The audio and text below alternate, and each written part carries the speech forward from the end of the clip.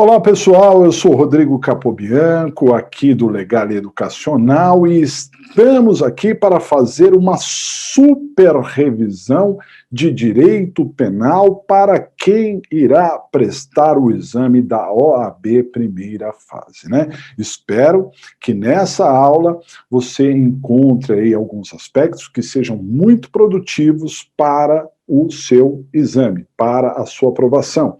Tenho certeza que muitas coisas do que falaremos aqui, claro que é muito corrido, né? Vamos ter que passar muita coisa aqui para vocês, mas tenham a certeza de que muitas coisas que nós trataremos aqui serão objeto do exame da OAB e pode ser o diferencial na sua aprovação. Então vamos começar aí a nossa maratona. Bom, em se tratando de prova da OAB e em se tratando de direito penal, é bom consignar que as matérias que mais caem de direito penal são aquelas matérias que se encontram na parte geral do Código Penal. Não são matérias específicas. Alguém pode dizer, professor, mas eu já vi cair, por exemplo, roubo, furto, homicídio. Sim, a parte de crimes cai também na prova. Todavia, ela cai muitas vezes com referência a assuntos da parte geral, assuntos genéricos, assuntos relacionados à teoria do crime, à teoria da pena, né? Por isso, para aqueles que estão se preparando para a OAB, é muito importante dar uma atenção especial para a parte geral. E para a parte especial, professor, o que eu deveria estudar? Bom, o importante é você entender alguns aspectos aqui que são fundamentais. A parte especial, ela é dividida em bens jurídicos protegidos. Se nós olharmos lá o Código Penal, são 11 os bens jurídicos protegidos. Pessoa, patrimônio, né, administração pública, tem lá vários bens jurídicos protegidos, né? Desses bens jurídicos protegidos, aqueles que são ao concurso, aqueles que caem bastante na prova da OAB, são, em primeiro lugar, os crimes contra a pessoa, que estão do artigo 121 até o artigo 154, e também os crimes, em segundo lugar, os crimes contra o patrimônio, do artigo 155 até o artigo 183 do Código Penal. Por isso, eu indico para vocês que, se houver tempo para o seu estudo, você deve focar nos crimes contra a pessoa e nos crimes contra o patrimônio. Mas, professor, isso não pode cair outras espécies de crime? Sim, pode. Eventualmente pode ser sorteado qualquer espécie de crime, mas as que têm a maior tendência de cair são dos crimes contra a pessoa e os crimes contra o patrimônio. E aí vai uma dica importante. Pegue o Código Penal. Estude para a OAB em cima da lei. Menos doutrina e mais lei, porque qualquer concurso público, e a OAB é um concurso público, quando se avalia a primeira fase de qualquer concurso público, essa primeira fase ela é baseada na lei. De vez em quando cai alguma questão doutrinária, mas geralmente as questões doutrinárias são deslocadas para outras fases e não essas fases ditas preambulares. Então, quando você estiver estudando os crimes contra a pessoa e também os crimes contra o patrimônio, sugiro para que você leia a letra da lei. Código Penal, em cima do Código Penal de algumas regras, e isso pode sim ser fundamental, pode ser o diferencial no momento da sua aprovação. Agora, para você mapear todo o Código Penal aí na parte especial, eu dou uma dica fundamental no seu estudo. A grande maioria dos crimes que são previstos no Código Penal são crimes que são pouco usuais. São crimes que você, mesmo com uma atuação na área jurídica por um tempo razoável, como advogado, delegado, juiz, promotor, talvez você não encontre esses crimes na prática, não é? Esses crimes caem na prova, esses crimes que nunca a gente vê no dia a dia, eles caem na prova? Eles podem cair. Mas quando esses crimes caem na prova, eles caem de forma superficial. Eles não caem de forma aprofundada.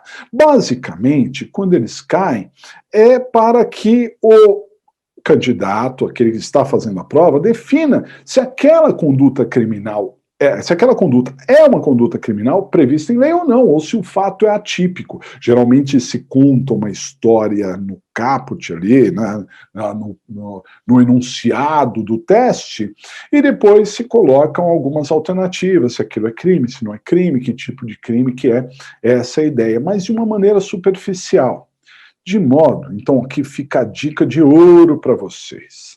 Se vocês lembrarem do bem jurídico protegido, você tem condição certa, né, certeira, de acabar sendo contemplado na questão. Perceba, você não precisa estudar tipo penal a tipo penal, e sim entender muito bem os bens jurídicos protegidos, ok? Se eu entender bem o bem jurídico protegido, terei chance enorme de acertar o teste. Exemplo. O Código Penal, ele trata, a partir do artigo 235, dos crimes contra a família. Né? Do 235 até o 249, tem lá os crimes contra a família. Esses crimes contra a família, na prática, são inusuais, eles não são comuns, é muito raro de se ter. Porém, a família é um bem jurídico protegido, e dentro da família, o casamento, as relações para com os filhos, etc. Então, há um crime que está no artigo 244 do Código Penal, chamado crime de abandono material. Sabe o que é o abandono material, de uma maneira geral? É não pagar a pensão alimentícia, podendo pagar. Então o sujeito tem que pagar a pensão alimentícia, não paga, e ele pratica um crime. Pergunto, alguém é processado por esse crime? Bom, o Brasil é muito grande, pode ser que algumas pessoas sejam processadas por esse crime, mas em regra geral não. Por quê? Porque o direito civil traz uma regra que é satisfativa. Se o sujeito não pagar a pensão, o que vai acontecer com ele? Ele pode ser preso através de uma prisão civil, né, por ser devedor de alimentos ali. E isso já faz com que, muitas vezes, o agente corra, né, quando tem um mandado de prisão ali, civil, ele vai e paga a pensão. Então, quer dizer, dificilmente chega na área criminal. Só que para o candidato da OAB é importante saber que a família é protegida, que esse bem jurídico é protegido, que esse relacionamento com os filhos é protegido, de modo que se cair uma história lá, que o sujeito não pagou a pensão, e que num primeiro momento você olha e parece um assunto que é de outra esfera, você fala assim, mano, que não é direito penal, o que está fazendo aqui? Isso é assunto de outra área. Mas aí você precisa lembrar, opa, mas peraí, o direito penal tratou de proteger a família, então essa conduta é uma conduta perniciosa, uma conduta ruim, uma conduta que está atrapalhando alguém, então aí você vai buscar nas alternativas aquela que fala de crime. Você não vai achar que o fato é atípico, né? Porque você vai lembrar que existe aquele bem jurídico protegido. Então, entender bem os bens jurídicos protegidos faz com que todos os tipos penais relacionados àquele tema você compreenda e saiba da existência daqueles tipos penais. Agora, há ali um número pequeno, comparado aí no Código Penal, mas um número de crimes que ocorrem muito no dia a dia, né? Homicídio, furto, roubo, estupro, etc. Então, esses crimes principais, eles caem na prova e aí cairão de uma maneira mais aprofundada, né, pessoal? Né, você nunca vai ter um teste perguntando se matar alguém é crime, porque isso todo mundo sabe que matar alguém é crime. Então, se cair o homicídio, vai cair de uma forma mais específica, quando é que ele é hediondo, quando que não é, o feminicídio, né, o homicídio qualificado, privilegiado e outros assuntos correlatos a isso. O furto, a distinção do furto e apropriação indébita, o roubo, se é hediondo, se não é. Esses são assuntos, então, desses crimes maiores que eu sugiro que você se detenha. Nesses crimes mais do dia a dia, mais importante que você se detenha um pouco mais para ver ali as significações, né, que são tratados por esse aspecto. Isso em se tratando da parte especial. Legal? Guardaram as dicas? Então aprofundem nisso que eu acabei de mencionar. E aí, então, eu gostaria de fazer essa super revisão aqui acerca de direito penal, né? Prevendo lá desde o comecinho do direito penal e vamos avançando nas matérias de uma maneira bastante rápida, né? Bom, tudo começa, né, no Código Penal com princípios, alguns princípios que regem o direito penal. Então nós precisamos lembrar do princípio da reserva legal ou da estrita legalidade, em que não há crime sem uma lei anterior que o defina e nem pena sem prévia cominação legal. Para ter crime no Brasil, temos que ter uma lei definindo este crime, não é? Dando características ao crime, né? Sem uma lei precedente, não há de se falar em crime. Então, vejam, junto aí com esse princípio da reserva legal, estrita legalidade, nós temos um outro princípio que é a anterioridade. Para ter crime, tem que ter uma lei anterior ao fato. Muito bem, então primeiro vem a lei, depois vem a conduta. Nesse sentido, nós também temos um terceiro princípio que podemos tirar daí, que é o princípio da retroatividade irrestrita da lei posterior mais benéfica. Porque se vier uma lei posterior, veio o fato, e veio uma lei posterior, essa lei, se for benéfica ao réu, retroage, e retroage sempre, porque a retroatividade é irrestrita. Então perceba que a LEP, a Lei de Execução Penal, no seu artigo 66, inciso 1º, diz que cabe ao juiz da execução aplicar a lei nova mais favorável. Então perceba, ainda que nós tenhamos uma sentença penal condenatória transitada em julgado, posteriormente a isso veio uma lei mais benéfica, essa lei deve retroagir, porque a retroatividade é irrestrita da lei posterior mais benéfica. Ok? Pense nisso. Então, estrita legalidade ou reserva legal, como queiram, anterioridade e também a retroatividade irrestrita da lei mais benéfica. Se for maléfica, não retroage, mas se for benéfica, sim, retroage. Compreendido? Legal.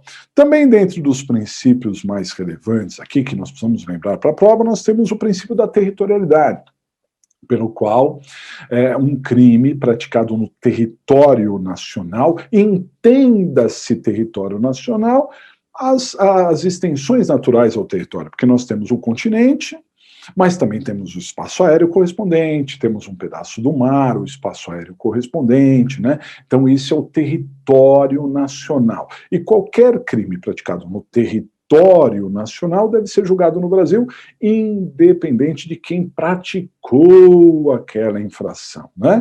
Se é um nacional ou se é um estrangeiro. Se praticou um crime no Brasil, está sujeito à regra brasileira no território nacional. Esse princípio da territorialidade tem exceção. Tem exceção a casos de pessoas que praticam crimes no território nacional e que não são julgados no Brasil. Essas exceções estão a cargo ali de tratados e convenções internacionais que protegem a diplomacia. Sim, então alguns diplomatas aqui no Brasil podem cometer um crime comum, pode cometer um furto, pode cometer um homicídio, cometer um crime comum, mas não está sujeito à regra brasileira, porque ele deve ser julgado no seu país de origem. A essa exceção ao princípio da territorialidade, nós entendemos como intraterritorialidade. Intraterritorialidade é uma exceção ao princípio da territorialidade, o crime foi cometido no Brasil, mas não é julgado no Brasil. Compreendido? Bom, também vale a pena lembrar que das extensões naturais ao território, nós temos a questão dos navios e aeronaves. Muita atenção, porque quando se trata de navio ou aeronave, nós temos duas regras dependendo se o navio é público ou navio ou aeronave, público ou privado, ou particular, mercante, comercial. Se estamos falando de um navio ou aeronave público a serviço do governo brasileiro, em qualquer lugar do mundo é território nacional. Em qualquer lugar do mundo. Né? Pode ser aqui um navio ancorado no Porto de Santos, no estado de São Paulo, pode ser um navio em alto mar, pode ser um navio ancorado no porto de Hamburgo, na Alemanha, que não é território alemão, e sim território brasileiro, porque é um navio público, uma aeronave pública, ou a serviço do governo em qualquer lugar do mundo é território nacional. Mas, no que diz respeito ao navio aeronave privado, comercial, mercante, né, aí a regra é outra. O navio aeronave brasileiro, mas comercial, mercante, será território nacional se estiver sobrevoando o continente, ou sobrevoando águas brasileiras, ou se for navio em águas brasileiras, aí é território nacional, ou se tiver em águas internacionais, navegando em águas internacionais, ou voando sobre águas internacionais, né, que é aquele mar aberto, que é aquele espaço do mar que não é território especificamente de nenhum país. Esse navio aeronave brasileiro será território brasileiro lá. Porém, e aí é que está a grande diferença, quando o navio aeronave particular ele estiver no território de outro país, será considerado território de outro país. Estiver no território de outro país, será considerado território de outro país. Compreendido? Isso é muito relevante, a diferença do navio aeronave público. Legal? Bom, mas além da territorialidade que o Brasil adotou, o Brasil também adotou a extraterritorialidade, pela qual alguns crimes que são praticados em território de outro país, em outro país, também são julgados no Brasil. Sim, às vezes o crime é praticado em outro país, mas deve ser julgado no Brasil. Então, para a OAB, pessoal, você precisa lembrar que existe a extraterritorialidade, tá? E também vamos acrescentar, agregar aqui algum exemplo. Então, quando é que nós temos a extraterritorialidade? Por exemplo, quando o presidente da República do Brasil for vítima no estrangeiro de um crime contra a vida ou contra a liberdade. Então, se o presidente da República do Brasil for vítima no estrangeiro de um crime contra a vida ou contra a liberdade, ele deverá, quem atentou contra a vida ou liberdade, esses dois bens jurídicos, vida ou liberdade do presidente da República, deve ser julgado no Brasil. Ok? Bom, outro exemplo, o brasileiro que comete um crime fora. Então, o brasileiro que vai ao estrangeiro e comete um crime fora, ele também deve ser julgado no Brasil. Aí alguém pode dizer, mas professor, se o brasileiro cometer um crime fora, ele não pode ser julgado no outro país? Teve um brasileiro que foi condenado à morte, 2, né, na Indonésia, e foram executados. Então, quer dizer, ele não pode responder pelo crime fora? Sim, porque o brasileiro também infringe a territorialidade local, ele pode ser processado lá. Mas imagine a hipótese do brasileiro que comete um crime fora e volta para o Brasil. E aí o outro país fala assim, ó, Brasil, manda aqui o seu brasileiro, porque ele tem que ser julgado aqui. O que o Brasil vai fazer? Não vai mandar, porque não se extradita brasileiros natos e brasileiros naturalizados se extraditam em pouquíssimas situações. Por isso, pessoal, nós temos aqui uma regra importante. O Brasil não extradita, mas julga. Então, mesmo que o brasileiro tenha cometido um crime fora e veio para o Brasil, ele não está livre, ele pode ser julgado no Brasil. Isso, evidentemente, se for crime também no Brasil. Tem que ter uma correlação, né, de ser crime fora e ser crime no Brasil também, para que ele seja julgado no Brasil. Correto? Isso é extraterritorialidade. Tem outros exemplos ainda de extraterritorialidade. Compreendido? Ótimo, muito bem. Saindo aí dos princípios, né, que regem o direito penal, vamos falar da lei penal no tempo e lei penal no espaço.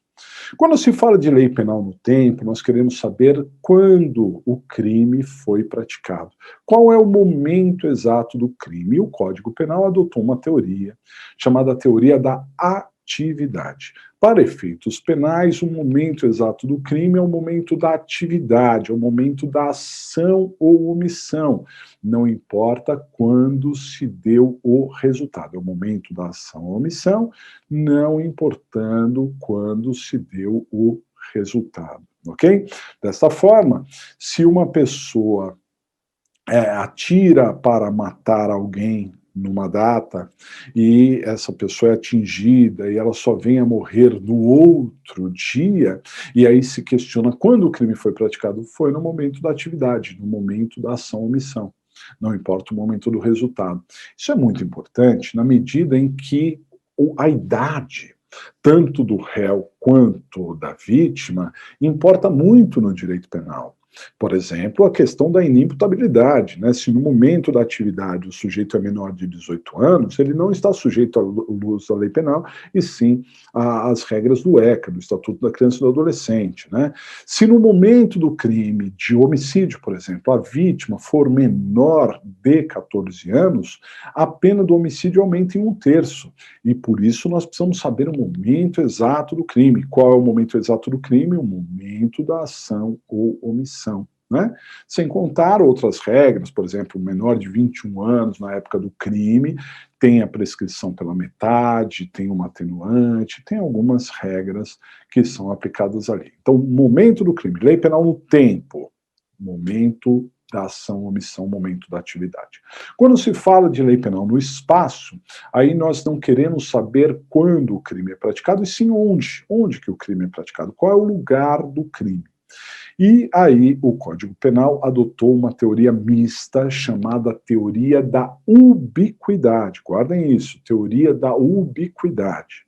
Para efeitos penais, não é processo penal, não estamos falando de competência. Para efeitos penais, o lugar do crime é o lugar da ação ou omissão, o lugar do resultado e também o lugar em que deveria ser produzido o resultado. O lugar da ação ou omissão, lugar do resultado e também o lugar em que deveria ser produzido o resultado. Né?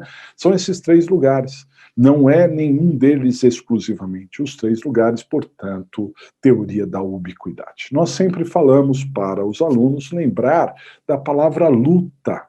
Lembre sobre a lei penal no tempo, lei penal no espaço, da palavra luta. O que significa luta?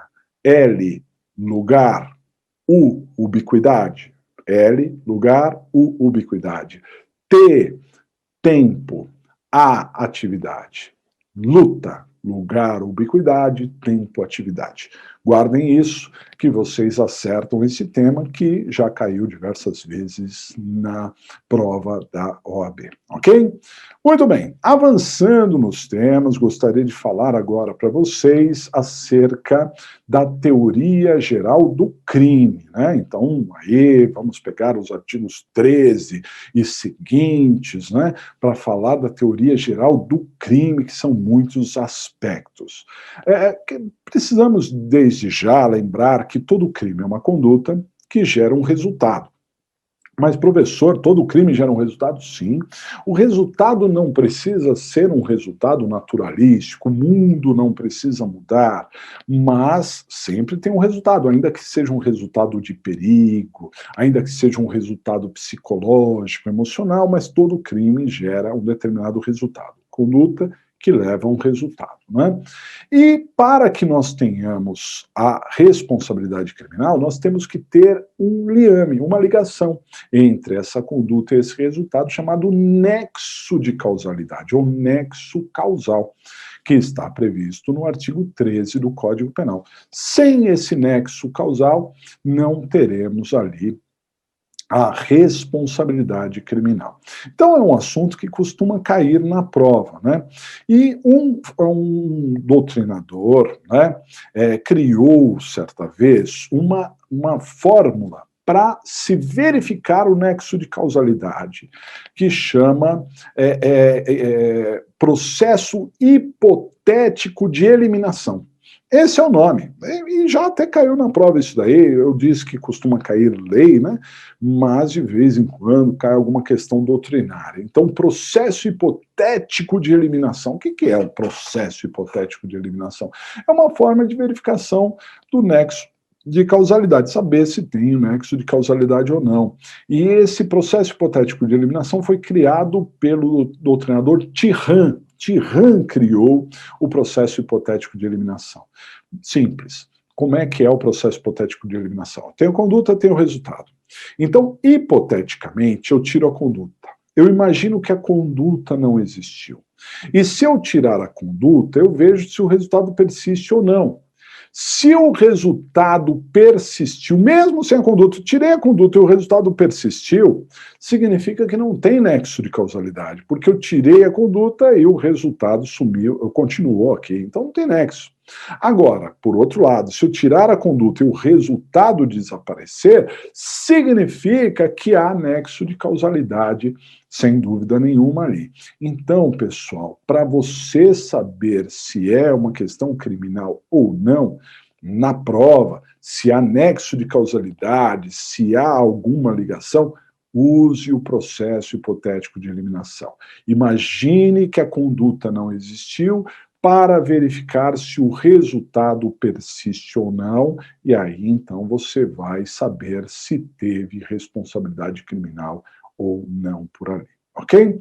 Dentro dessa teoria do crime, nós temos que falar de um assunto que é um dos mais pedidos na prova da OAB, chamado iter criminis. Iter, não é inter, é iter crimes. O que significa iter crimes? É o caminho percorrido pelo crime, as fases do crime, o itinerário do crime. E o estudo do iter crimes é importante para a gente saber a partir de que momento a gente pode ser punido e de que forma ele pode ser punido. As fases do crime são as seguintes: cogitação, atos preparatórios, início da execução, consumação e exaurimento. Essas são as fases do crime. E as duas primeiras fases do crime não são punidas. Ninguém pode ser punido por cogitar a prática de um crime, pensar, às vezes até exteriorizar, e nem por se preparar para praticar um crime, né? Então, se a pessoa está praticando atos preparatórios, ela não poderá ser punida. Na verdade, o agente só pode ser punido quando ele inicia a execução. E vocês vão ver que nem sempre, ao iniciar a execução, ele será punido, né? Mas ele pode ser punido. Quando que se dá o início da execução? O início da execução se dá quando a gente parte em direção ao seu objetivo de forma inequívoca, certeira, quando realmente ele quer e exterioriza aquilo, praticar o crime naquele momento. Por exemplo, o sujeito quer matar alguém e desfere um tiro em direção àquela pessoa. Ele iniciou a execução de um crime. Pessoal, não se preocupe, porque a OAB sempre nessa situação deixa bem claro, né? Porque em algumas situações pode até ser duvidoso, mas ela deixa bem claro quando que o agente iniciou a execução ou quando ele não iniciou, né? Então esse é um exemplo, ele deu o tiro. Quando ele deu o tiro, ele iniciou a prática de um crime de homicídio, né? Muito bem, partiu em direção ao seu objetivo. A próxima fase é a consumação. quando o agente chega ao seu objetivo, né? Então, ele pratica o verbo do crime. Se ele queria matar, ele mata, né? Essa é a consumação do homicídio. Se ele queria furtar, ele pega o patrimônio alheio, e assim por diante. É claro que há algumas questões importantes que já foram abordadas na OAB. Por exemplo, a questão do roubo. Ao entendimento jurisprudencial STJ, no sentido de que o roubo se consuma quando a gente pratica violência ou grave ameaça e tem a posse do bem, ainda que precária, ainda que vigiada, ainda que o bem seja recuperado. Mas aí já se consumou. Antigamente não era esse o posicionamento, mas hoje é. Ele usou de violência ou grave ameaça e teve o bem nas suas mãos, ainda que por pouco tempo, já se consumou o roubo. Outra questão que a gente vê de uma maneira bastante efetiva é a questão, por exemplo, quando tratamos da extorsão mediante sequestro, né? A extorsão mediante sequestro, ela se caracteriza quando o agente priva a vítima da liberdade, no arrebatamento, hein? Cuidado! No momento, não é quando pediu resgate, não é quando recebeu o resgate, e sim no arrebatamento, no momento que a vítima foi privada da sua liberdade, consumou o crime de extorsão mediante sequestro, né? Ah, professor, mas e se ele pedir o sequestro? E se ele pedir o resgate, receber o resgate, o que vai acontecer? Aí é uma fase posterior à consumação, chamada de exaurimento, em que o crime já se consumou, mas ainda tem consequências maiores, consequências mais graves. Essa é a fase de exaurimento. Não são todos os crimes que têm a fase de exaurimento, né? Mas nesse exemplo encontramos aí o exaurimento. Ok? Essas são as fases do crime. Agora, um ponto decisivo, importantíssimo, cai na prova, é que às vezes o agente ele inicia a execução e não consuma. Não chegou à consumação. Então, se ele iniciou a execução e não consumou, como é que chama isso? Iniciar a execução e não consumar. Como é que chama isso? Depende, pessoal. Depende. Depende do motivo pelo qual não consumou. Não é? Então, se o agente iniciar a execução e não consumar por circunstâncias alheias à sua vontade era consumar, mas algo exterior impediu aquela consumação, e estaremos falando de tentativa. Iniciou a execução, não consumou, tentativa se for por circunstâncias alheias à vontade. A tentativa é uma causa obrigatória de redução de pena. A pena do crime consumado será reduzida de 1/3 a 2/3. Mas pode ser que o crime não tenha se consumado pela própria vontade do agente. O agente que de início queria praticar o crime, tanto é que iniciou a execução, mudou de opinião e resolveu não mais praticar o crime. E teve atos que impediram ali o resultado. Isso é o que se chama de desistência voluntária ou arrependimento eficaz, do artigo 15 do Código Penal. Na desistência voluntária ou arrependimento eficaz, o agente será punido pelo que causou, se é que causou. Então, por exemplo, o sujeito queria matar, deu um tiro, mas aí se arrependeu, socorreu, levou, salvou a vida da pessoa. Vai responder por quê?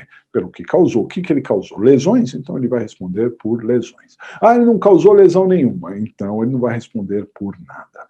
Há uma diferença doutrinária entre desistência voluntária e arrependimento eficaz, que é muito simples. Na desistência voluntária, o agente não esgota os atos de execução. Ou seja, se ele tem um revólver com 6 balas, ele não dá os 6 tiros. Ele dá 1, 2, 3, 4, 5, mas ele não dá os 6 tiros. Já no arrependimento eficaz, ele dá os 6 tiros, né? Ele completa a execução, ele pratica todos os atos de execução. Essa é a grande diferença. Mas pode ser que o agente iniciou a execução e não consumou, não pela sua vontade, nem pela vontade de terceiros. Pode ser que o agente não tenha consumado o crime, porque jamais ele conseguiria consumar, quer pela ineficácia absoluta do meio, quer pela impropriedade absoluta do objeto. Por exemplo, ele tentou matar alguém com uma substância que não é nociva, tentou envenenar alguém com uma substância que não é nociva. Isso é impropriedade ineficácia absoluta no meio, né? Não tem como matar alguém envenenado sem usar o veneno. Ou impropriedade absoluta do objeto, que é aquela velha história de tentar matar quem já está morto, tentar causar aborto em quem não está grávida, né? O objeto é impróprio, o crime é impossível. Se tivermos um crime impossível, nesse caso, o agente não será punido por nada. O crime impossível é considerado um fato atípico, e o agente deve ser absolvido ali. Nem processado, não é? Mas se processado, deve ser absolvido. Compreendido? Muito bem. Então guardem essas ideias que são muito relevantes. Bom, para que nós tenhamos um crime, esse crime precisa ser típico e ilícito. Alguns doutrinadores, principalmente na doutrina internacional, dizem que o crime precisa ser fato típico, ilícito e também culpável, né? Mas, de qualquer forma, independente da teoria bipartida, típico, ilícito, ou tripartida, típico, ilícito, culpável, para ser crime, no mínimo, ele precisa ser típico e ilícito. Ok? O que é um fato típico? Fato típico é a conduta descrita na lei, né? A conduta criminosa descrita na lei. Então, o legislador, ele observa na sociedade determinadas condutas, algumas condutas são ruins, ele seleciona aquilo e prevê na lei. Matar alguém. Ele olhou, viu? Matar alguém é uma coisa ruim. Então, ele coloca lá, matar alguém. Quem se comportar daquela forma estará praticando um tipo penal. Crime, calma, ainda não, porque ele só está praticando um fato típico. Perfeito? Muito bem. E se a conduta do agente não se enquadrar no tipo penal? Aí o fato é atípico e o agente não responderá por nada, né? Não é crime. Para ser crime tem que ser típico. Mas além de típico, tem que ser ilícito. O que é uma atitude ilícita ou antijurídica? Uma atitude ruim, perniciosa, prejudicial, censurável pela sociedade, né? Num primeiro momento, qualquer atitude típica também é ilícita, também é ruim, também é perniciosa. Por exemplo, o legislador, quando diz lá matar alguém, é uma conduta antinatural, não é certo sair por aí matando as pessoas, né? Então, pessoal, quem pratica um fato típico, num primeiro momento, está praticando também um fato ilícito e, portanto, está praticando um crime, um fato típico ilícito, né? Matar alguém. Só que há casos em que matar alguém é lícito. É correto, não é? É aceitável, a sociedade não reprova. Por exemplo, quando alguém mata outra pessoa em legítima defesa. Então aí surgem as chamadas excludentes de ilicitude. O que é uma excludente de ilicitude? É aquela situação que transformará algo que era ilícito, algo que era ilícito, num primeiro momento era ilícito, por exemplo, matar alguém no primeiro momento é ilícito, em algo lícito, em algo permitido, em algo aceitável e natural. Então, matar alguém é ilícito, mas matar alguém em legítima defesa não é ilícito, é lícito. E, portanto, ao tirar a ilicitude, exclui o próprio crime. A excludente de ilicitude exclui o próprio crime, não é crime o que o agente está praticando. O Código Penal previu 4 hipóteses de excludentes de ilicitude: estado de necessidade, legítima defesa, estrito cumprimento do dever legal e também o exercício regular do direito. Só que esse rol não é taxativo e, portanto, a jurisprudência e a doutrina podem trazer outras situações que são consideradas causas supralegais de exclusão da ilicitude também. Correto? Muito bem. Para fechar esse entendimento aí da teoria do crime, temos que falar também acerca da culpabilidade, que para alguns faz parte da própria noção do crime, outros não, né? Culpabilidade é sinônimo de responsabilidade. Tanto é que quando a gente diz quem é o culpado, né, nós questionamos quem é o responsável, quem é que praticou aquele ato, quem é que é responsável por aquele ato. E o artigo 29 do Código Penal diz que cada um receberá uma pena na medida do quê? Da sua culpabilidade, ou seja, na medida da sua responsabilidade. Por isso, a moderna doutrina diz que a culpabilidade é um pressuposto da pena. Nós precisamos analisar a culpabilidade para saber se o agente terá pena e em que grau de pena ele terá, né? Como é que nós vamos saber se o agente tem culpa ou não tem culpa acerca de algum fato criminoso? Nós precisamos lembrar que a culpabilidade é composta de 3 elementos, são 3 elementos da culpabilidade. E para que alguém tenha culpabilidade, responsabilidade, tem que ter os 3 elementos ao mesmo tempo. Se faltar um desses elementos, o agente não terá culpa, né? Quais são os elementos da culpabilidade? Primeiro, há de se ter a capacidade de discernimento. Capacidade de discernimento. O que é a capacidade de discernimento? O poder de se autoconduzir, o poder de saber o que é certo ou errado. Então, para que alguém seja responsabilizado, ele tem que ter essa capacidade, ele tem que ser imputável. Só que, às vezes, o agente é inimputável porque ele é doido, varrido, na época do crime ele não tem a menor noção do que se passou, ou ele é menor de 18 anos. Então, tem algumas situações que tiram a capacidade de discernimento. Ok? Segundo elemento, a potencial consciência da ilicitude. Além de estar no pleno gozo das suas faculdades mentais, o agente tem que saber que está praticando um crime, não é? Porque, às vezes, o agente não tem essa noção. Por exemplo, se ele estiver em erro, uma falsa noção da realidade, como é o caso do erro de tipo, em que ele pratica o tipo penal, mas ele se confunde sobre alguns elementos do tipo penal, ele não sabe que está praticando um crime, por exemplo, ele está furtando algo de alguém, pegando, subtraindo algo de alguém, achando que é dele. Isso é erro de tipo. Erro de proibição, né? Ou obediência hierárquica, ele está cumprindo o que o superior hierárquico diz para ele fazer e ele não imagina que aquilo é crime, então ele não tem consciência da ilicitude e não pode ser punido. E o terceiro elemento da culpabilidade é a exigibilidade de conduta diversa, em que o agente tem a opção de escolha.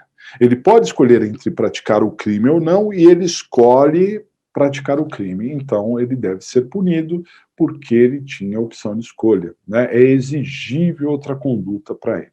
Às vezes não é.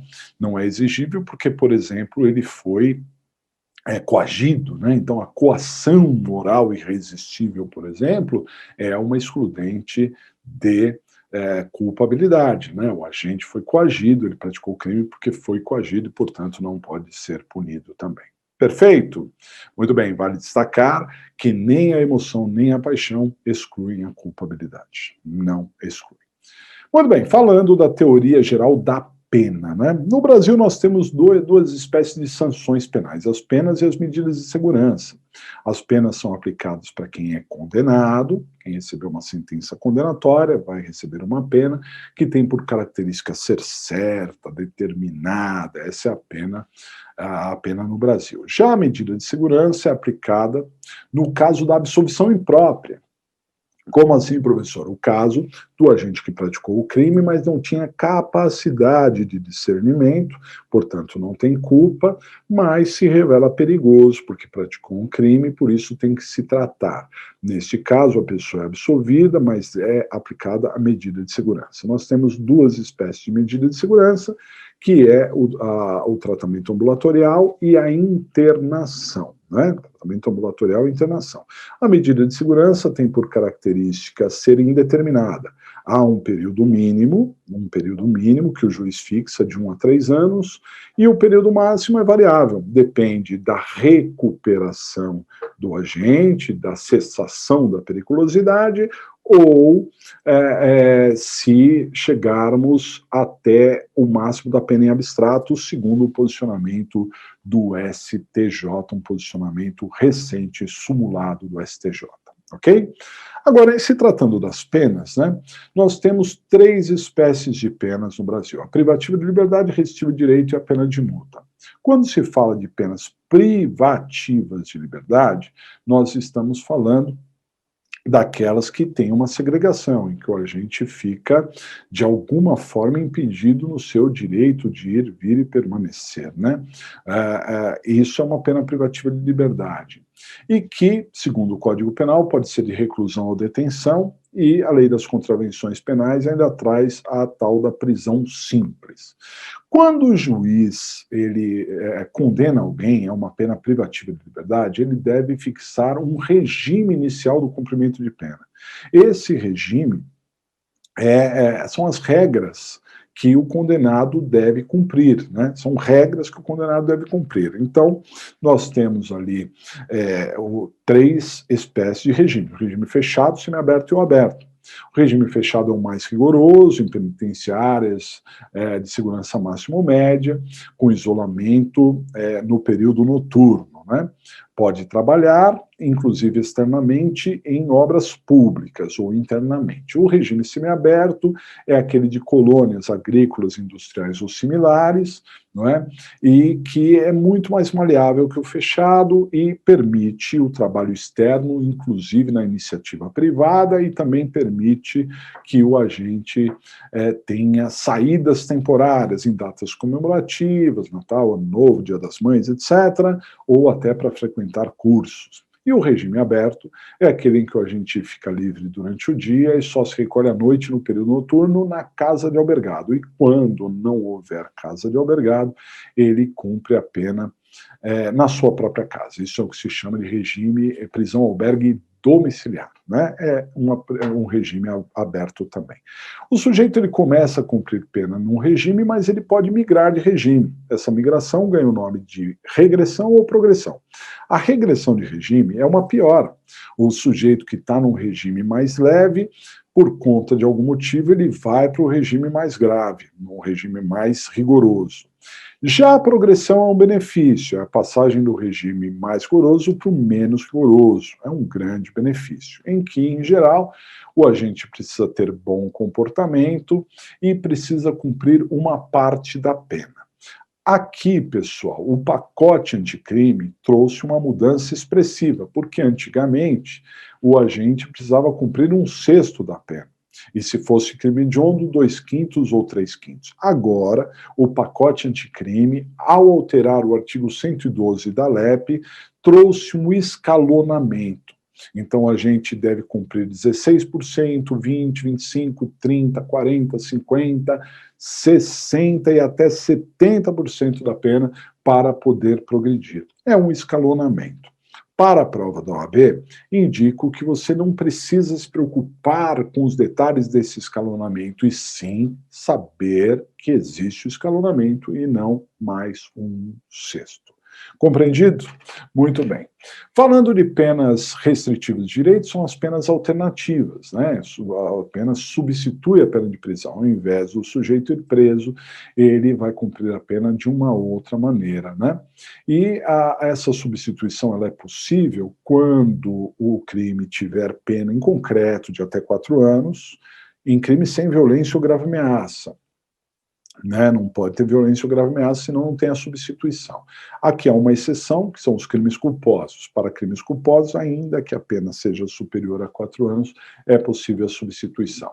Outro requisito é que o condenado não pode ser reincidente específico, ele até pode ser reincidente, mas não específico, e ele precisa ter circunstâncias judiciais favoráveis, o artigo 59 favoráveis. Completando esses 3 requisitos, ele terá direito a uma pena alternativa, a uma pena restritiva de direito, substituindo a pena de prisão, ok?